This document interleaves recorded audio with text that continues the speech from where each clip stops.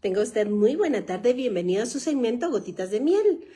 Por supuesto, es un gusto darle la bienvenida a una nueva semana de estudio bíblico y este estudio es un estudio metatextual. Eso quiere decir que tenemos en cuenta o nos fundamentamos en la cuestión de la lingüística, la cuestión histórica, filológica, incluso arqueológica, que son todo o son un todo en ellas mismas para dar una interpretación adecuada a las escrituras. Su segmento Gotitas de Miel, por supuesto, solo en Vea Canal. Y gracias a usted, a punto de cumplir ya 9 años de estar transmitiendo semana tras semana. Muchísimas gracias. Y bien, el día de hoy lo invito a que nos podamos tomar un cafecito y podamos platicar acerca de los rudimentos de la palabra. Y es que yo he dado en nombrar a estas fiestas, de las cuales yo le voy a platicar hoy, la espina dorsal o el fundamento de las escrituras. Porque sabe usted, Dios es un Dios de orden, Dios es un Dios organizado. Un abrazo fuerte hasta allá de Estados Unidos, mi amada Macrina Sol, que el Señor te bendiga, mi amada hermana y mi amiga muy querida. Pues como le decía yo a usted, el día de hoy vamos a platicar acerca de estas maravillosas festividades que están dispuestas en el libro de Levítico, capítulo 23.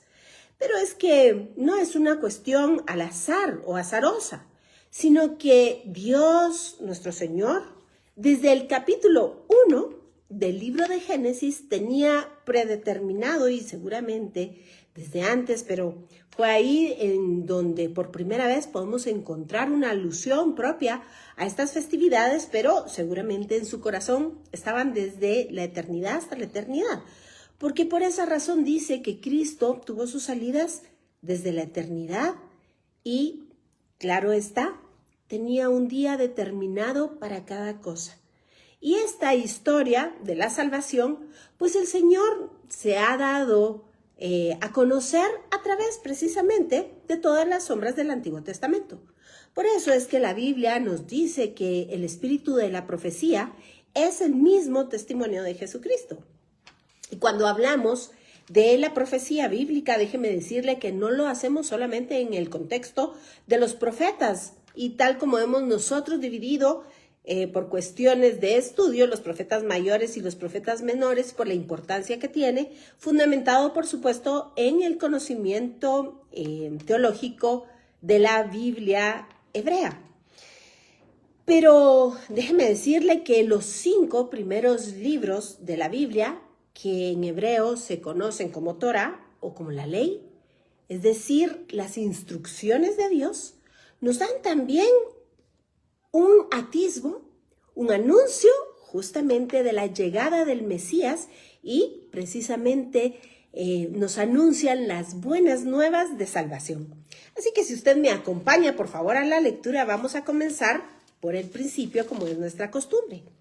Así que debemos de irnos al libro de Génesis, capítulo 1, verso 14.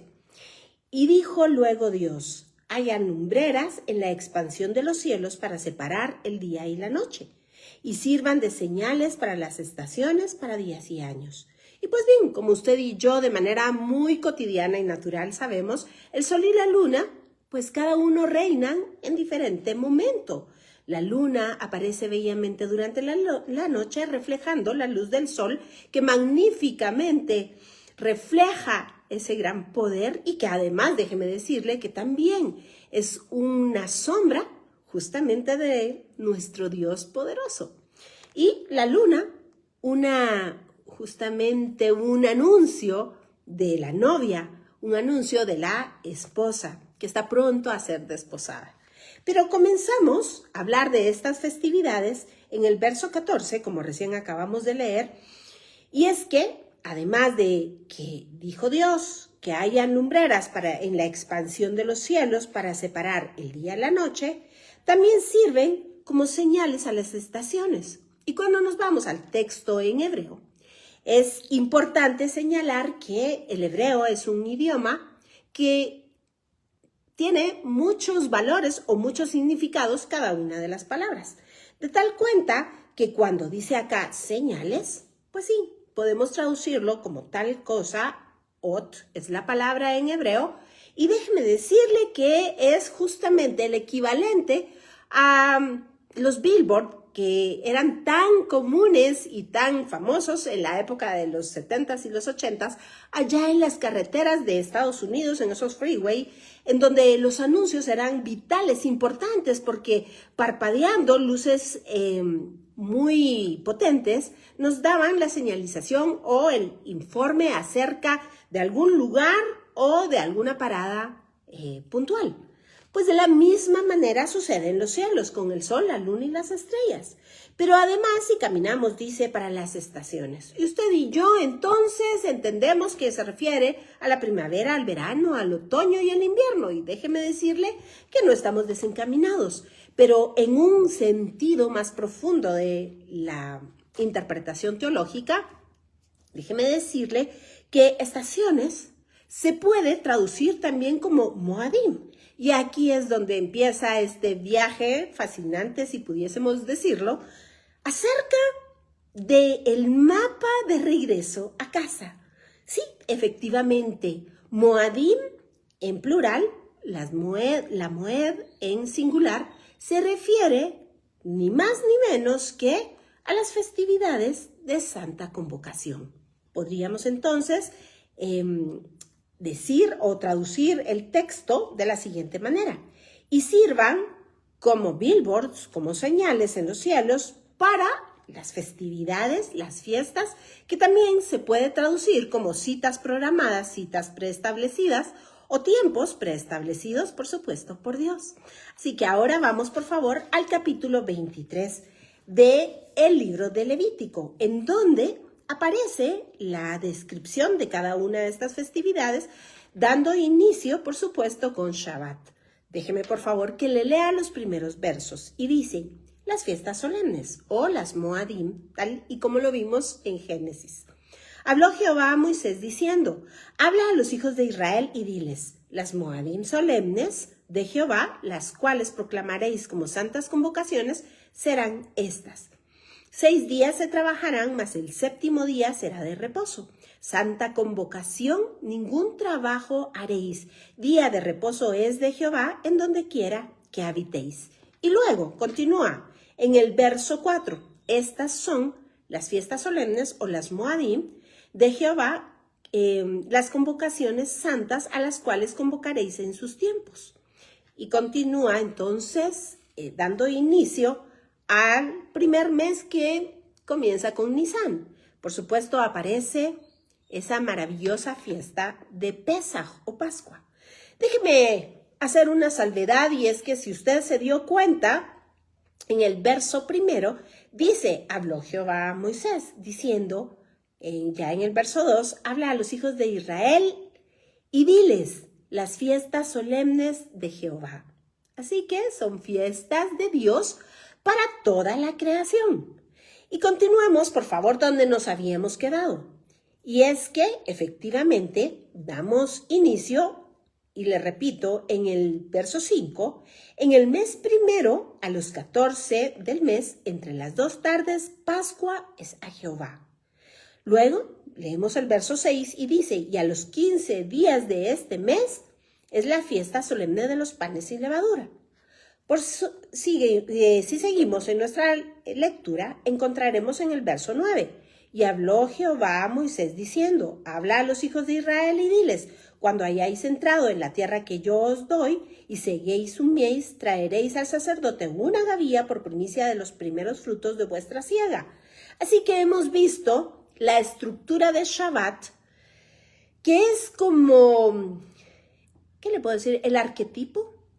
Ese modelo que luego se repetirá en las fiestas solemnes que, por supuesto, guardan toda esa premisa importante del día de reposo, aunque las fiestas solemnes pueden caer en cualquier otro día de la semana y no forzosamente como Shabbat semanal, que debe ser precisamente después de 6 días de trabajo. El 7º semanal es Shabbat. Pero continuemos y lee entonces, leído muy brevemente, la descripción de Pascua, panes sin levadura y luego primicia de los primeros frutos. Nos trasladamos ahora al verso 15 y dice, y contaréis desde el día que sigue al día de reposo, desde el día en que ofrecisteis la gavilla de la ofrenda mecida, 7 semanas cumplidas serán, hasta el día siguiente del 7º día de reposo. Contaréis 50 días, entonces ofreceréis el nuevo grano a Jehová. Y aquí me quiero detener un momento, porque yo le dije a usted hace un momentito que estas son prefiguraciones que anuncian a Cristo. Este es el mapa de regreso a casa. Este es el mapa de la salvación. Déjeme decirle que 7 son las fiestas descritas, más 1, podríamos decir, en Levítico 23, por supuesto, partiendo del arquetipo de Shabbat. Y usted me dirá, ¿en qué podemos nosotros encontrar este mapa de regreso o cuál es entonces el atisbo o el anuncio que nos habla de nuestro Mesías Jesucristo? Pues bien, siendo que son 7 las fiestas, que hemos leído Shabbat, Pascua, panes sin levadura, primicia de los primeros frutos, y ahora estamos leyendo Shavuot o Pentecostés. Déjeme decirle que estas son 4 fiestas que ya tuvieron su cumplimiento profético precisamente en la primera venida de Jesucristo. Pascua, que conmemora la salida del pueblo de Israel de Egipto, allá cuando se mantenía debajo de la esclavitud y de la opresión de Faraón, cumpliendo faenas terribles establecidas por este sistema, Dios poderoso saca al pueblo y le manda que esa noche a la caída del sol, cuando comienza el día bíblico, a la caída del sol, tal y como lo dice Génesis capítulo 1, entonces celebre la festividad de panes sin levadura. Luego, dice, cuando lleguéis a la tierra que yo os doy, meceréis una gavilla delante del sumo sacerdote. Esto es primicia de los primeros frutos. Y 7 cuentas de 7 semanas, es decir, 49 días más 1, el día 50. Entonces, explica, levantaréis panes y, bueno, haréis tales sacrificios. Y déjeme decirle que justamente ahí, en ese día 50, ese 50º día, después cuando comienza la cuenta, después de Shabbat semanal, entonces se celebra la festividad de semanas o de Pentecostés. Y yo sé que usted ya sabe por dónde vamos. Efectivamente, de la misma manera que se celebró la salida del pueblo de Israel de Egipto, nosotros conmemoramos a ese cordero que fue anunciado con aquella sangre puesta sobre los dinteles. Efectivamente, Cristo nuestro Señor, ya no la sangre de un cordero, sino la misma sangre del Cordero de Dios que quita el pecado del mundo, que se derramó en esa cruz. Luego fue descendido de la cruz y fue sepultado.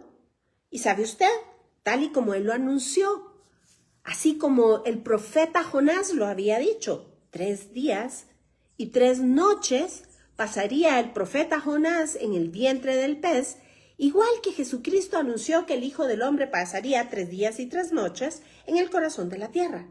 Y exactamente siguiendo la cuenta y el anuncio profético de toda esa antelación de la Tanaj anunciando su resurrección, déjeme decirle que justamente 3 días y 3 noches exactas, y el Cordero de Dios, la primicia, esa espiga que se levantó de entre los muertos, tal y como lo anuncia Colosenses, el apóstol Pablo, y resucitó, siendo él el primogénito de entre los muertos, la primicia que estaba anunciada desde la primera palabra del libro de Génesis, Bereshit. Cuando se dice Bereshit, se traduce en el principio, pero también con esta riqueza del idioma hebreo se puede traducir por medio del Reshit o por medio del principio o a través del principio. Y esto es el Reshit, ni más ni menos que esta gavilla primaria, esta gavilla que fue la precursora, que se levantó y que a manera de prefiguración se anunciaba, meciéndose frente al sumo sacerdote, el día de primicia de los primeros frutos, que anunciaba ni más ni menos que a Cristo. Pero como les repito, luego se inició, después del Shabbat semanal de esa misma semana, empezó la cuenta de 7 semanas, es decir, 7 días por 7 semanas, 49 días más 1, para entonces, como dice el verso 16, hasta el día siguiente del séptimo día de reposo contaréis 50 días, entonces ofreceréis el nuevo grano a Jehová. De vuestras habitaciones traeréis 2 panes para ofrenda mecida, que serán de 2 décimas de efa de flor de harina, cocidos con levadura, como primicia para Jehová. Y ofreceréis con el pan 7 corderos de 1 año, y continúa la descripción. Pues déjeme decirle que las 3 primeras festividades, Pascua, primicia, panes sin levadura y primicia de los primeros frutos, se celebran en primavera. Shavuot o Pentecostés, o la fiesta de semanas, en verano. Y es que estas 4 festividades, como le decía hace un momento, ya fueron cumplidas en la primera venida de Jesucristo. Y repito, la crucifixión, su sepultura, luego su resurrección y 50 días después, sin faltar uno, la llegada del Espíritu Santo. Y es que es lo que recién acabamos de conmemorar los cristianos, esa entrega de la Torá en Sinaí, que ni más ni menos que también es un anticipo de salvación, es un anticipo de la Torá de la libertad, la Torá de los espejos, la Torá de la vida, es decir, la instrucción de los espejos, la instrucción de la vida, la instrucción de la libertad. Porque luego el profeta Jeremías nos lo explicaría, lo podemos ir a ver en el capítulo 31. Y también Ezequiel en el capítulo 36. Y si usted me hace el favor de acompañarme, vamos a leer a los 2 capítulos. Permítame, por favor. Vámonos entonces primero a Jeremías capítulo 31. Y dice así: He aquí que vienen días, dice Jehová, en los cuales haré nuevo pacto con la casa de Israel y con la casa de Judá, no como el pacto que hice con sus padres el día que tomé su mano para sacarlos de tierra de Egipto, porque ellos invalidaron mi pacto, aunque fui yo un marido para ellos, dice Jehová.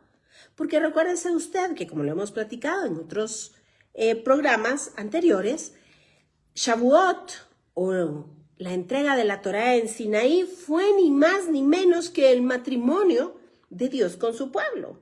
Y esta preciosa palabra fue el testigo o el acta de los derechos de la esposa, de la desposada.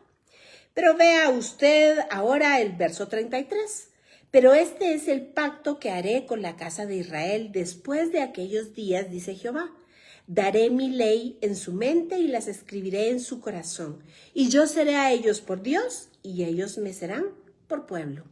Y ahora vamos entonces al capítulo 36 del libro de Ezequiel. Y dice así, verso 25. Esparciré sobre vosotros agua limpia, y seréis limpiados de todas vuestras inmundicias, y de todos vuestros ídolos os limpiaré. Os daré un corazón nuevo y pondré espíritu nuevo dentro de vosotros, y quitaré de vuestra carne el corazón de piedra, y os daré un corazón de carne. Y pondré dentro de vosotros mi espíritu, y haré que andéis en mis estatutos, y guardéis mis preceptos, y los pongáis por obra. Vea usted que esta es una cuestión propiamente profética, que el profeta Ezequiel está anunciando para esos postreros días. Y quiero señalar algo importante. Dice acá, y esparciré, dice el Señor, agua limpia sobre vosotros, y seréis limpiados. Esto quiere decir que el pueblo necesitaba limpieza. Y esto lo hago en referencia, o lo menciono, porque aquellos antisemitas que dicen que el pueblo de Israel actual no es el pueblo de Israel antiguo, déjeme decirle que ciertamente tendrán muchos defectos y muchos problemas, Pero el Señor se encargará de su pueblo porque está prometido a lo largo y ancho de toda la Biblia. Además, el Señor le dio juramento y le prometió a Abraham. ¿Y sabe usted, si este Dios poderoso que usted y yo conocemos no cumpliera ese pacto, en qué terrible situación estaríamos todos? Empezando por los judíos, pero además nosotros los cristianos. Porque si se recuerda, en aquella carta de los romanos, claramente nos dice que por un breve periodo de tiempo, Dios mismo permite que Israel esté ciego y que incluso haya sido hecho enemigo del Evangelio por causa de nosotros los gentiles. ¿Y cuál es entonces la instrucción de Pablo? Que los amemos y que tengamos misericordia de ellos, porque si su exclusión es para bendición, cuánto más será su inclusión nuevamente en ese buen olivo, ese olivo santo, ese olivo de vida que es Jesucristo mismo. Por tanto, dice la palabra, no venga a vuestro corazón altivez, sino todo lo contrario, porque si Dios no tuvo o no los dejó al pueblo de Israel a pesar de toda esta situación, cuanto menos tendrá de nosotros entonces misericordia. Así que mejor acoplémonos y sigamos las leyes del fundamento de nuestra fe para vivir de acuerdo a la voluntad de Dios. Pero usted me dirá entonces, ¿y dónde aparece esto en el Nuevo Testamento? Porque, pues, debemos de ver si la historia es la misma, la que se cuenta allá que la que se cuenta acá. Así que venga por favor conmigo al texto de la carta a los Hebreos en el capítulo 10 y vea usted entonces cómo nos describe el autor de la carta a los Hebreos, cómo nos explica lo que hemos visto en los profetas, en Jeremías, en Ezequiel, pero que está fundamentado, por supuesto, en la Torá. Y dice así, verso 16, capítulo 10. Este es el pacto que haré con ellos después de aquellos días, dice el Señor. Pondré mis leyes en sus corazones y en sus mentes las escribiré. Y añade, y nunca más me acordaré de sus pecados y transgresiones, pues donde hay remisión de estos no hay más ofrenda por el pecado. Así que, hermanos, teniendo libertad de entrar en el lugar santísimo por la sangre de Jesucristo, por el camino nuevo y vivo que Él nos abrió a través del velo, esto es de su carne, y teniendo un gran sacerdote sobre la casa de Dios, acerquémonos con corazón sincero en plena certidumbre de fe, purificados los corazones de mala conciencia y lavados los cuerpos con agua pura. Y quiero llamar su atención en algo, porque si usted notó, primero nos explica en el verso 16 y 17 y luego 18, que el Señor pondrá este pacto y las leyes en nuestro corazón. Ya vimos allá en Ezequiel que este corazón, que era un corazón de piedra, fue transformado en un corazón de carne. Y el mismo Dios que escribió las tablas allá en el Antiguo Testamento con el dedo de Dios, dice de manera textual, en tablas de piedra, ahora escribe en nuestro corazón con tablas de carne. Pero, siguiendo este orden de ideas, déjeme decirle que estos versos nos hablan con antelación del sacrificio de Cristo. Y en consecuencia de esto tenemos este pacto grabado en nuestro corazón. Pero lo que es grabado en nuestro corazón son las leyes del Señor. No cambió absolutamente nada. Para que podamos entrar confiadamente, tal y como lo dice aquí, hermanos, teniendo libertad para entrar al lugar santísimo por la sangre de Jesucristo, por el camino nuevo y vivo que Él nos abrió a través del velo, esto es de su carne, y teniendo un gran sacerdote sobre la casa de Dios, acerquémonos. Déjeme decirle que primero el Señor entregó su vida, fue crucificado en una cruz para ser Él la víctima inocente. Nosotros le entregamos todo nuestro pecado y nuestra transgresión y Él nos dio su santidad, nos justificó a través de su justicia. Y luego, cuando este intercambio sucedió, este intercambio de naturalezas, entonces esas leyes que por supuesto tienen un nivel superior que en el Antiguo Testamento, porque ahora están acompañadas de la habitación del Espíritu Santo, han sido selladas, dice la carta a los Efesios, en nuestro corazón como ese anticipo, como esas arras para cuando Él venga. Nos ha dado ese anticipo, esa promesa en nuestro corazón que Él ciertamente regresará. Y que nosotros ahora, desde ya, podemos entrar confiadamente delante de su presencia. Pero vámonos a la figura del Antiguo Testamento que nos narraba toda esta salvación tan grande como la llama la carta a los Hebreos. Y es que sí, recuérdese usted que primero se anuncia el sacrificio de Cristo a través de la figura del Cordero y la sangre en los dinteles. Luego se celebra la festividad de panes sin levadura, que como su nombre lo dice, en esa cena de Pascua, se come el cordero asado en brasas y se acompaña de hierbas amargas y los panes sin leudar, con el significado que cada uno de estos elementos representa. Por supuesto, después se habla de la primicia, del mecer, esa gavilla que ya hablamos, que es la resurrección de Cristo, y 50 días después, la entrega de la Torá en Sinaí. Pero ¿sabe usted qué pasa después de Sinaí? El Señor manda a su pueblo a levantar un tabernáculo para su propia vivienda, Beshahanti Betoham. Usted y yo ya lo hemos platicado muchas veces. Sí, el Señor viviría en medio de su pueblo, el trono mismo de la divinidad en esta tierra, en ese tabernáculo. Y ¿sabe? Dios había dispuesto en su corazón que todo el pueblo pudiese acercar y tener una relación con Él. Pero usted sabe lo que sucedió. Mientras Moisés recibía en esos 40 días la Torá de la libertad, el pueblo abajo estaba pecando con un becerro de oro. Así que corre y va de nuevo otra vez la misma historia, tal y como sucedió en Génesis capítulo 2 y capítulo 3. El hombre pecó nuevamente. Pero esto que acabamos de leer usted y yo en Ezequiel, en Jeremías, en Hebreos, ni más ni menos que nos habla también de esa salvación tan grande que con la llegada del Espíritu Santo fue también el revestir de poder a la iglesia y llenarlo de esa capacidad para que pueda vivir de acuerdo a la Torá de la libertad. Y para esto tendríamos que leer el libro de los Hechos, capítulo 2.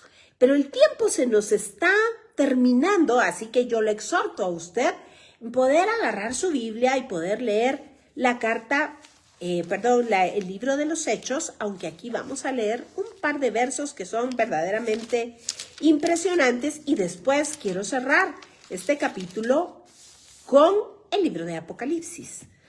Así que véngase conmigo rápidamente al capítulo 2 y la venida del Espíritu Santo en el libro de Hechos. Y dice, cuando llegó el día de Pentecostés, Pentaconta, cuenta de 50, estaban todos unánimes juntos, y de repente vino del cielo un estruendo como un viento recio que soplaba, y el cual llenó toda la casa donde estaban sentados, y se le aparecieron lenguas repartidas como de fuego, asentándose sobre cada uno de ellos. Y fueron todos llenos del Espíritu Santo y comenzaron a hablar en otras lenguas, según el Espíritu les daba que hablasen. Moraban entonces en Jerusalén judíos varones piadosos de todas las naciones bajo el cielo. Y hecho este estruendo, se juntó la multitud y estaban confusos porque cada uno les oía hablar en su propia lengua. Y bueno, continúa el relato y si usted ve los elementos y se va al libro de Éxodo capítulo 19, 20, 21, 22, verá que ni más ni menos que aquello y esto es exactamente lo mismo. Pero acompáñeme por favor y vamos a cerrar entonces con el libro de Apocalipsis. Véngase por favor al verso 21 y dice: vi un cielo nuevo y una tierra nueva, porque el primer cielo y la primera tierra pasaron y el mar ya no existía más. Y yo, Juan, vi la santa ciudad, la nueva Jerusalén, descender del cielo de Dios, dispuesta como una esposa ataviada para su marido. Es exactamente lo mismo que vimos en Sinaí. Y oí una gran voz del cielo que decía: he aquí el tabernáculo de Dios con los hombres, y Él morará con ellos, y ellos serán su pueblo, y Dios mismo estará con ellos como su Dios. Enjugará Dios toda lágrima de los ojos de ellos, y ya no habrá muerte, ni habrá más llanto, ni clamor, ni dolor, porque las primeras cosas pasaron. Y el que estaba sentado en el trono dijo: he aquí, yo hago nuevas todas las cosas. Y me dijo: escribe, porque estas palabras son fieles y verdaderas. Y me dijo: hecho está. Yo soy el Alfa y la Omega, el principio y el fin. Al que tuviere sed, yo le daré gratuitamente de la fuente de agua de vida. Y si usted compara los detalles de cada uno de los textos que hemos leído el día de hoy, se dará cuenta que la historia, tal y como lo dice la carta a los Hebreos, es exactamente la misma. En tiempos diferentes, pero el fundamento temático, teológico que Dios se ha dado a conocer a través de todas estas figuras, a través de todos estos hechos, es exactamente el mismo. El corazón de nuestro Dios y su deseo por habitar juntamente con nosotros. Ese amor que no podemos entender, es más, ni siquiera podemos describir, pero que sí podemos aceptar. Así que muy brevemente, apenas en unos cuantos minutos, resumido, este lenguaje de la vida eterna, este lenguaje de la pasión por el amor, hasta incluso dar la vida por nosotros, sus amados. Que el Señor le bendiga, que el Señor le guarde, que el Señor haga resplandecer su rostro sobre usted, que el Señor ponga en usted, escriba su nombre y le conceda paz. Por mi parte ha sido todo por hoy, pero espero contar con su presencia la próxima semana, mismo día, misma hora y por supuesto solamente en Vea Canal. Por favor, no se vaya, quédese en la fabulosa programación de este magnífico canal y nos estamos viendo la próxima semana con otro tema de un estudio metatextual o lingüístico de las Escrituras. Que el Señor le guarde. Nos vemos a la próxima.